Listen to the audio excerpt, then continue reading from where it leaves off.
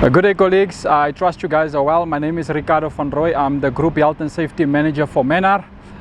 Today I just want to share with you guys, first and foremost, if we look at the Kangra operation, Kangra has achieved 13 years fatal-free with regards to the health and safety, and we are truly grateful just to see how they've transitioned and how they've gotten to this particular milestone.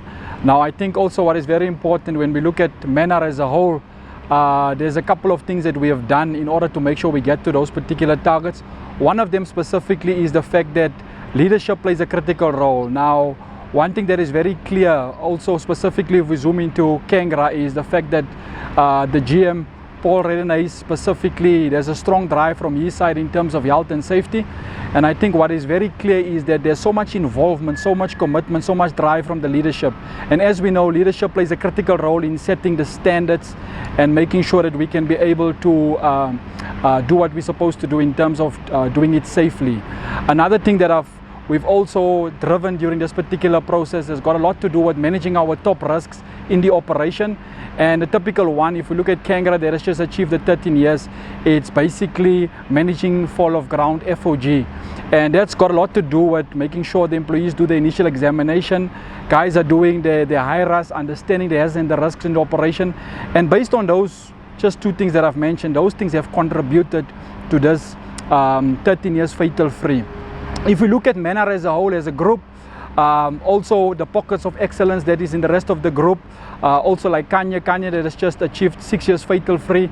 If we just look at Kanye and what the rest of the Menar is doing, as we're going into the silly season period, as we know, these are the periods where we specifically have a lot of accidents in the mining industry, and we as Menar as a whole, we have got safety improvement plans on all our mines to make sure we ultimately focus during this particular period in the mining industry where a lot of fatalities and things happen.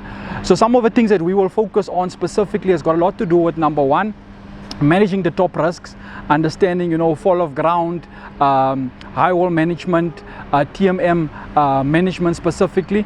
Another thing that we are also going to look at specifically is our employees' well-being, because what we begin to realize is that we have some campaigns with the intention and the focus to make sure our employees' well-being is important to us, and we actually address and monitor them. So for example, employees that have challenges with chronic conditions, they come to our hospitals, we evaluate their current challenges, and then basically we do the different types of testing on them and to be able to advise them to be well.